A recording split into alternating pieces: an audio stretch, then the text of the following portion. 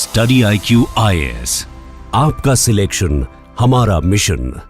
Hello learners, welcome to StudyIQ IAS, myself Utkarsh Sir, and in this particular video of Anthropology in a Nutshell series, we are going to discuss a interesting topic. Is culture destructive, or more technically what we call as maladaptive?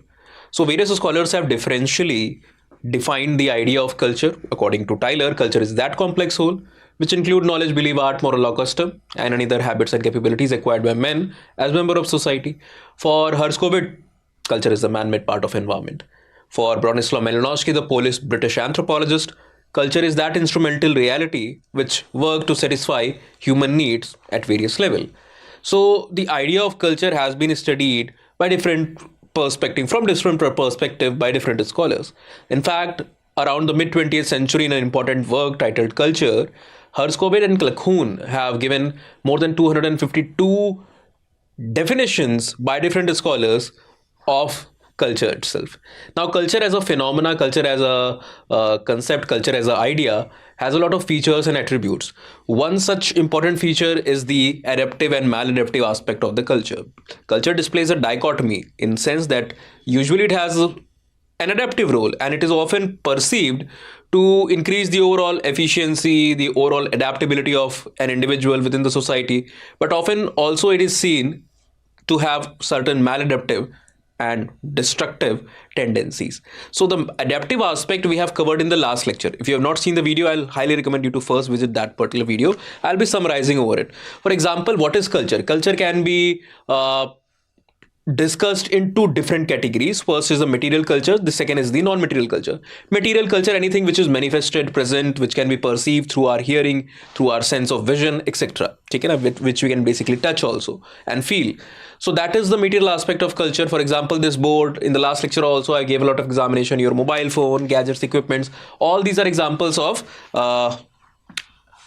material culture. Non-material culture basically includes our knowledge, belief, ideas, norms, belief, all these things are part of non-material culture, because belief is something, for example, you believe in Hinduism, Islam, Christianity, you believe in humanitarianism, you believe in secularism, socialism, etc. All these are abstract ideas and concepts. You cannot literally see something like humanitarianism. You cannot touch something called as socialism. All right.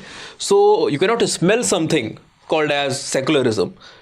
So these are non-material aspect of culture.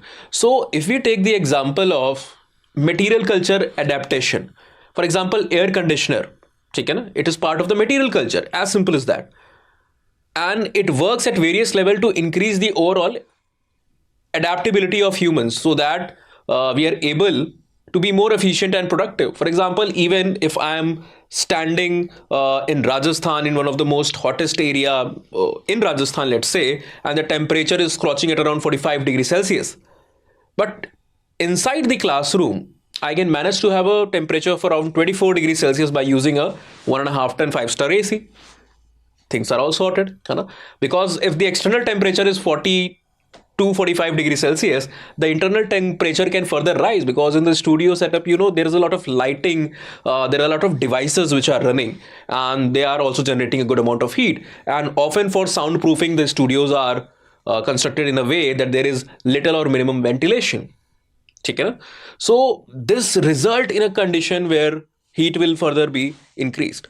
AC will enable me to take lecture in that particular condition. I'm not saying that I'm taking classes from Rajasthan, let's assume, or Sahara Desert for that matter, but that can also be done. People are living in Dubai also, they are having a good life in Dubai also. Most of the area is very arid. So this is the adaptive aspect of the culture, that we can, if not control the entire environment or ecosystem, at least we can modify or alter the ambient condition in our vicinity. All right. But there is a negative, destructive, or at least a maladaptive side of that too. Continuous and overuse of these devices, which largely have used till now the traditional coolants, which largely includes pharaons and a lot of other devices and a lot of other gadgets, appliances, equipments which have generated traditionally the CFCs, and together they have cumulatively resulted in increasing the greenhouse effect. All right, it had contributed significantly in the global warming, and we often think that we are not going to suffer from this. No? Our perception says that yes, there is a maladaptation, but that maladaptation is affecting the environment. We are though living happily, but that maladaptation is eventually going to, if environment is going to be hampered, the joke is on us. We are going to eventually get screwed up. All right.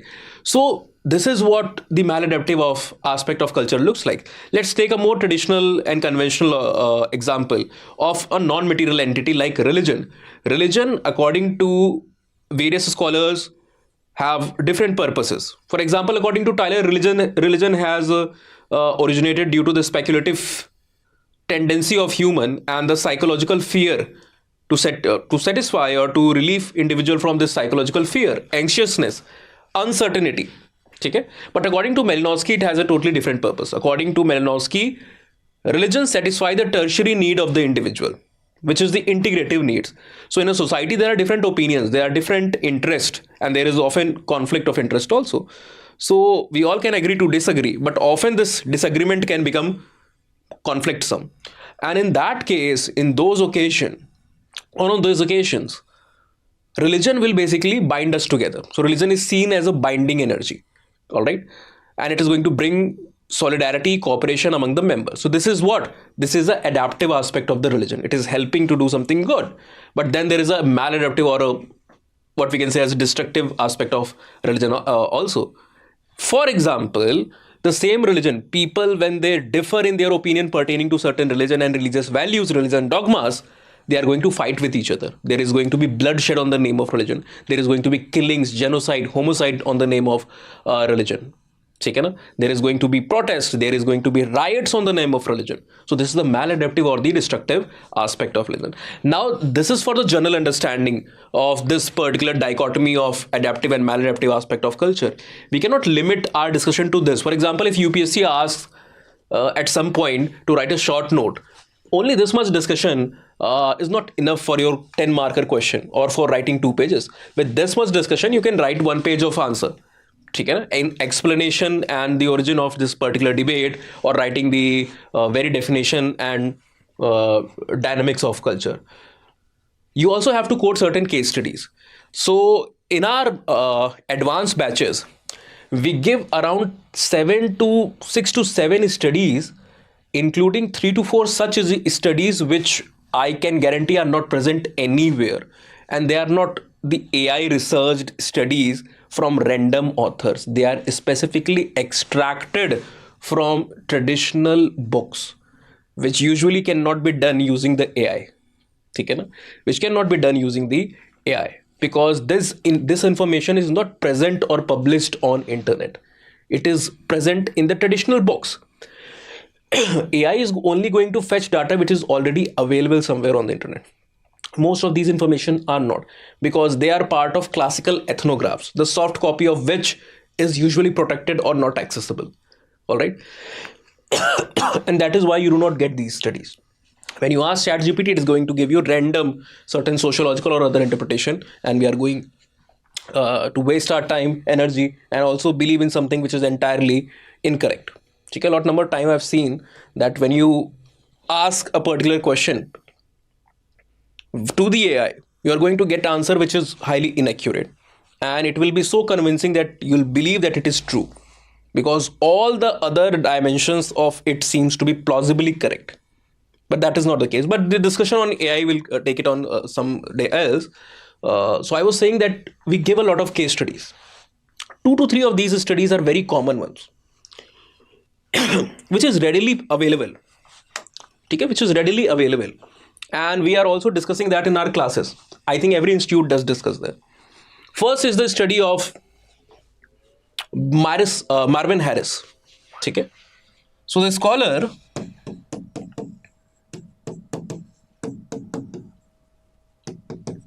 Marvin Harris, in his books Cow, Pigs, Witches and Warfare, has elaborated that the sacred complex or the sacred status of Indian cow is basically attributed to the functional material need that is fulfilled by the cow. ठीक है ना? The cow is a very useful animal, specifically for an agrarian, rural, pastoral community like India. For example, the cow dung, the waste material of the cow, is often used to polish the houses, specifically in the traditional and the rural setup. ठीक है ना? In past, it was a very common practice to polish the floors of the houses, on the walls of the houses, and even the hearths, even the cooking hearths, with this particular paste of cow dung. All right. Secondly, cow is also going to, or the cattle is going to help you as an animal on the field. Okay, as agricultural labor, the cattle is going to provide it. Apart from that, cattle, specifically cow, is also useful for the dairy product that it is giving to you. Okay. Now, apart from these factors, cow is also going to be an important source for the purpose of fuel. At times, the dried up cakes of the cattle waste or cow waste, it is going to be used as a fuel for cooking. ठीक है ना? So there are multiple benefits of keeping cow alive and not killing cow by giving it a sacred status and putting a taboo on killing of the cow. And the cost is very less. ठीक है ना? The cattle is not competing with your resources. The cattle is not going to attack on the fields and damage the crop. है ना? Because what cattle is eating, you are not eating. And even if you do want, you cannot eat. Cattle will depend upon fodder, grasses, etc.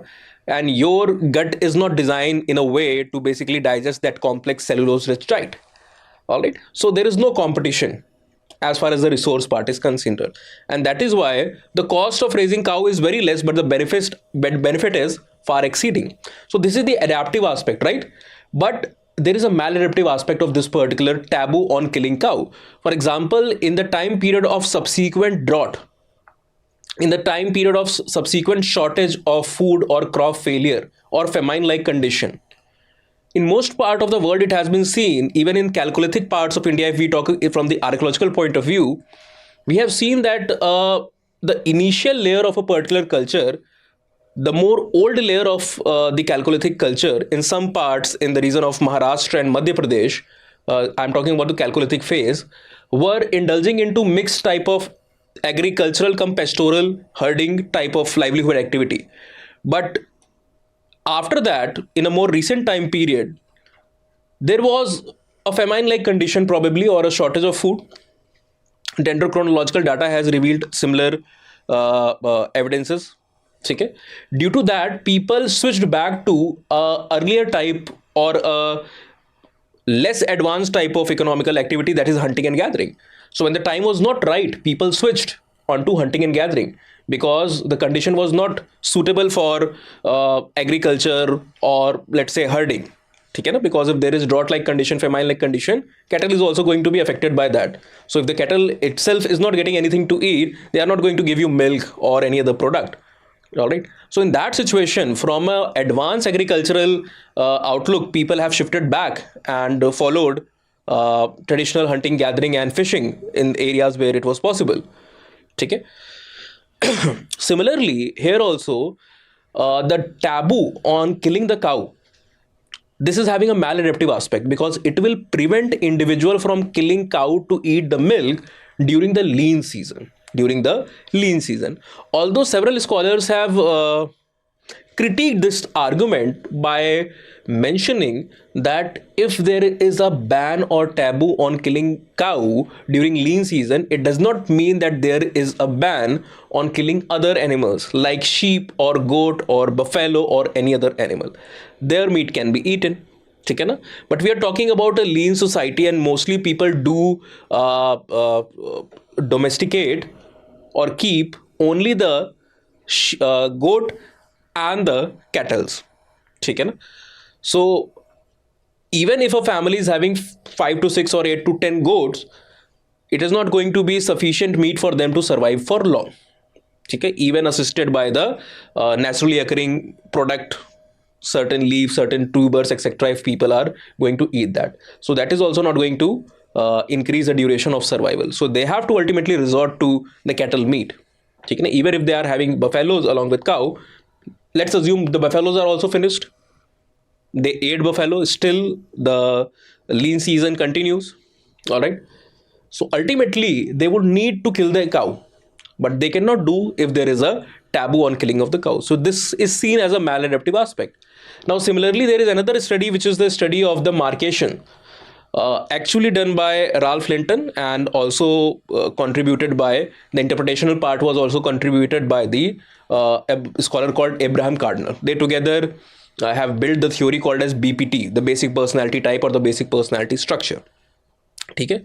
There they have mentioned that due to climatic fluctuation, shortage of food occurred. Due to subsequent drought-like condition, environmental fluctuation, food shortage occurred. Due to food shortage, people tried to found the solution in killing the females. ठीक है ना? So shortage of food was the primary problem. People tried to solve it by killing the females, that is doing female infanticide. ठीक है ना? Why so? Why not male? Because male are more productive in simple type of societies where hunting, gathering and simpler activities are being undertaken. ठीक है ना? Because they are thought to be asset, and females are not that important in most of the simple societies according to scholars. So definitely they followed female infanticide. But due to this, there was a problem. The problem of male to female ratio. ठीक है ना? Over a period of time, the number of male will thrive or increase, and due to female infanticide, female number will be restricted or very low. Due to this, there will be a disproportionate number in the society between male and female. Now, during the time of mating, when they have grown up, there will be another problem, that who is going to mate with whom. So there can be two possible situations. Firstly, they can either follow practice of bride capture. They can take away the bride and run away, but not every member can do that. All right, some will do that, some will not do. So others will do what? They will do follow polyandry, that they will be having common wife. A single wife have many husbands. Just like we have seen in Mahabharata, or we also see in Indian tribes like Khasas and Todas. So polyandry will be practiced. Now due to this polyandry, what will happen? Due to this particular case of polyandry, the husband will get jealous because they will suspect that the wife is giving more time to the other husband, and the children will also start feeling ignored. So the overall image or the persona or the depiction of female in the society will be more evilsome. People will perceive female as an evil influence in the society, because for male she is an evil, because she is sharing her love, compassion probably in a greater proportion with some other people. We have this type of tendency. Even if there is nothing wrong, even if the wife is trying to do her best, then also you will be thinking that why you are getting the less time, because we all do want best for us. So we do not discourage partiality, just that we want the partiality to be done with us. Till the time anybody is partial towards us, we are all okay with that, it's all chilled. But if somebody is partial towards somebody else, we suspect that they are partial towards somebody else, they are giving more time, affection and love to somebody else, then that is a problem. And children will also feel ignored, because the mother is not having time to take care of the husband, let alone the so many number of children be nurtured by her. So in most of the time, the eldest sibling will get the responsibility of all the younger siblings. So they will also feel highly, you can say, frustrated that at such a tender age, the age when they are supposed to have fun or basically play outside, they are having a responsibility to look after the younger children. So what you have seen here, due to this particular culture practice of female infanticide, it is a cultural practice. The problem of male to female ratio disproportionation, this occurred. Due to the practice of polyandry, the jealousy and the ignorance started to become a major problem in the society. So culture often has a maladaptive aspect as well. It's just like every coin has two sides, good or bad. Every time you try to do something good, often it comes that people perceive that you are doing bad. So like that also, culture, although it is an attempt to solve human problem, according to various scholars, even like Ralph Linton, but ultimately there is certain negative side of each and every cultural processes. I hope this part is clear to you. for all those who are trying to understand anthropology from a more clearer point of view and try to incorporate a lot of case studies from classical source and not AI, they can join our batches. Our recent batches have just started. अभी तक कोई भी class नहीं हुई है. The first class is going to start from 26 or 27. ठीक है ना? So before that you have good amount of time. The batch will close on 29th of November. So you hardly have, I think, kitna, how much? 72 hours left. You have less time to join the batches. The batches are present in two different variants. There is one gold variant and there is a platinum variant. There are certain features which are common between both gold and platinum. For example, the live classes, the recorded lectures, the PYQ discussion, and the doubt solving is part of both the batches. So whether you take gold, platinum, you'll get these features. What is extra in platinum? Firstly, why there is a difference of 5,000, 4,000 and 5,000 between these two variants? Firstly, you get an extra validity of 1 year in the case of platinum. Secondly, you get mentorship. Thirdly, you also do get test series along with evaluation and model answers. Fourth is you do get regular answer writing with evaluation and feedback. So that is why the platinum cost around 19,999, whereas the gold cost 14,999. And in fact, platinum is free in a way. Why? Because after 1 year or 1.5 years, when your validity of gold expires, you often ask for extension, and that extension is made possible at a fee of around 5,000 rupees. Now add 5,000 to 14,999, it will end up becoming 19,999. So you are only paying the cost for the extension because the validity of the platinum program is already 1 year extra. It is 30 months, not 18 months. All right. And in that cost, you are getting the test series, mentorship, the daily answer writing, along with Gyan Bhandar and a lot of other features, bundle of features. So try to be smart during the selection of optional. If you have selected anthropology as an optional, try to be smart because your optional is also smart. All right. For any doubts, confusion regarding enrollment, regarding selection of the optional, or for the extra discount code, you can all reach out to me on my IDs. Either Instagram, Utkarsh Singh _here, or email ID, that is okutkarsingh@gmail.com.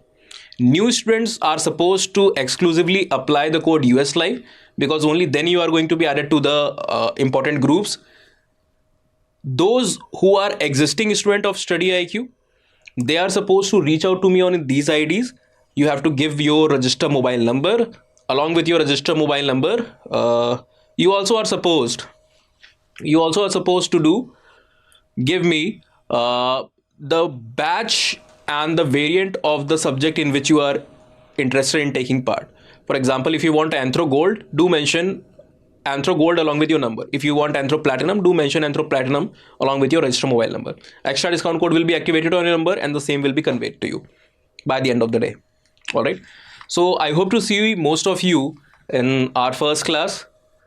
Till then, keep smiling, keep learning. Have a very nice day. Goodbye. Take care. StudyIQ IAS, आपका selection हमारा mission.